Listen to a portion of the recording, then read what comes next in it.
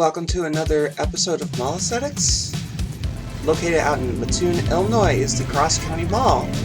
As you see, an old labels, not a labels card, but an actual label from Carson's, from when it was an anchor at one point in time. This was the main south entrance, and as you can see, it's quite dead.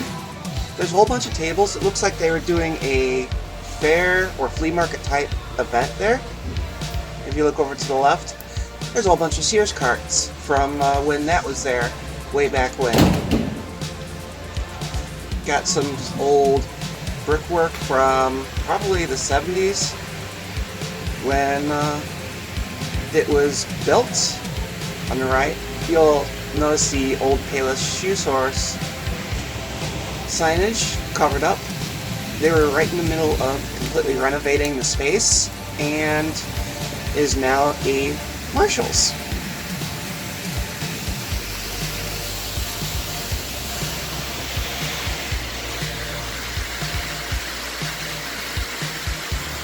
It has fountains. One maybe, but it looks nice. And a skylight.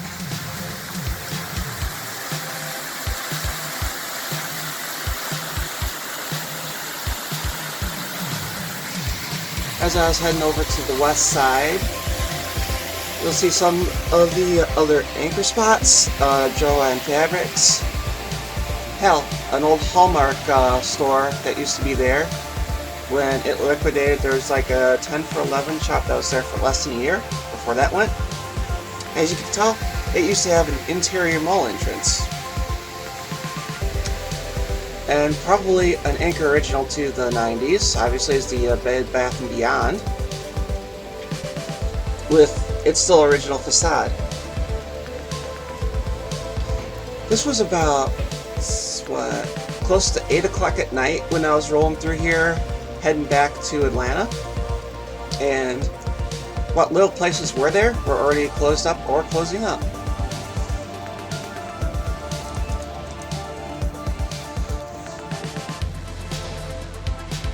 This JCPenney was one of the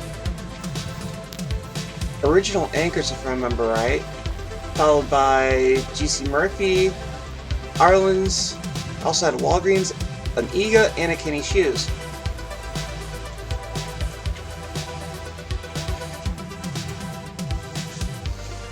There's quite a bit of history on it from up on Wikipedia, and thanks to some people on, I think it's Off the Rack Retail and Past and Presents, that put a lot of effort into keeping the article up on their present, which I've gotten information. But as you can see, it's a smaller indoor mall that's under the transformation process to a place that's mostly outdoor with some inline tenants. Unfortunately, with how the Carson's was closed after the Bonton bankruptcy, it's been sitting empty since. It's owned by Rural King Realty, surprisingly enough. Has a Rural King anchor to it, which was a Sears in the years before that. I think that one closed up like 2015. And before that, it was a Kmart. Before that, long before that. A Kmart eventually moved into a larger space, which I think has been taken over by a Big Lots in that time since. Looking at maps, I'm not entirely sure if that's the same spot or not.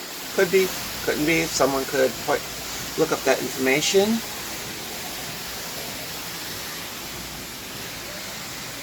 But as far as anchors go, it now currently has the Marshalls, the Rural King, JCPenney, and then newspaper stuff. But that Carson's is still sitting quite empty. And it's actually The only place out of all of them that I've found that just has the Carson label. Not Carson Fury Scott, Carson Fury Scott, store for women, store for men's, etc. But it's nice to see. I know some people probably tried to purchase the signage with no luck.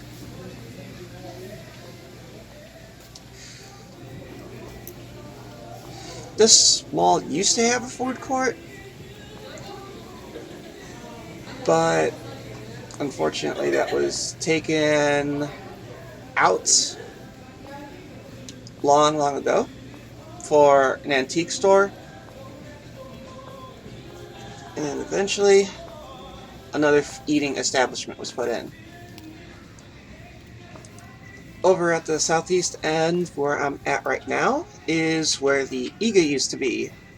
It was turned into the hallway, which is pretty laid bare, except for the mall offices over to the right, and that little eatery. There's a little bit of music going on, but it is a weeknight and pretty quiet. Now, this Rural King, this is the first time I've ever been in one, and you could tell that the space was a former Sears. It's doesn't look like too much has been done to the place, except the back stock area been knocked out for more item storage, and the whole entrance was redone.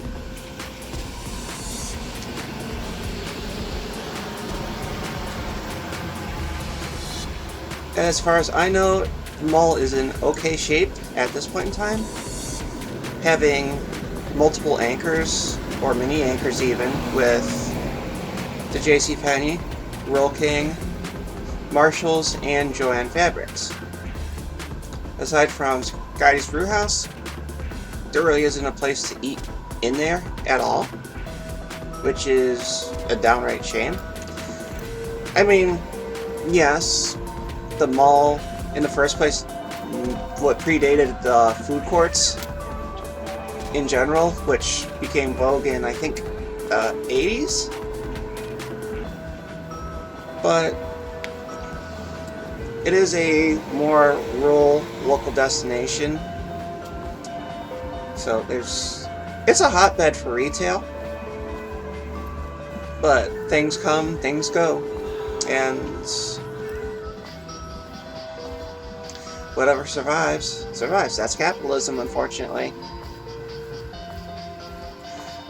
This was, you could say that I'm having a little bit harder time walking in this one. I'm a little bit more shaky, and earlier in the day I was going through Lincoln Square Mall, fell down some stairs, and pretty sure I either sprained or fractured my ankle.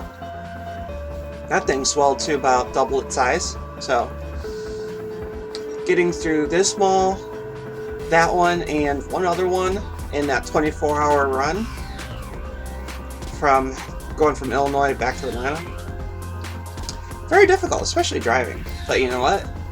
I did it. I'm proud of that. I could say I put blood, sweat, and tears into my passion.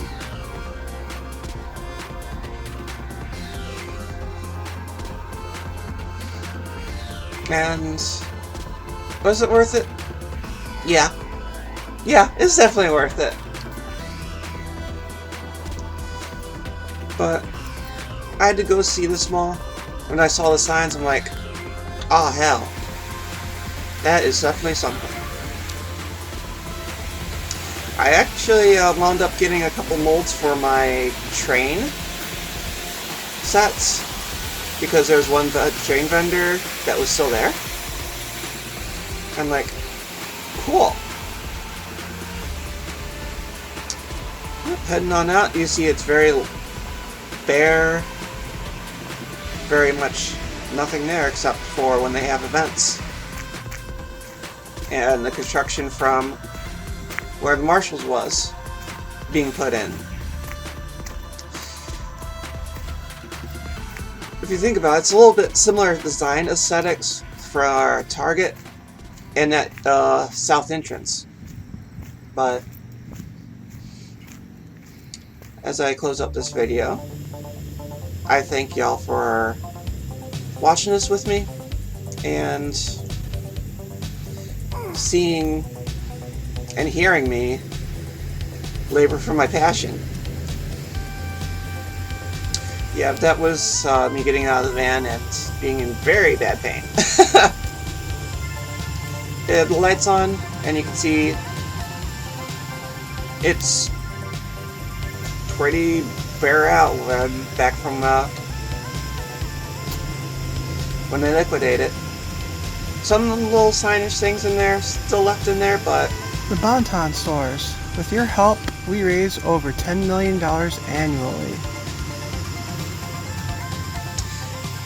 That's a true shame. I'll see y'all later on. Be sure to like, comment, subscribe, and support me on Patreon. I really appreciate the help. Peace!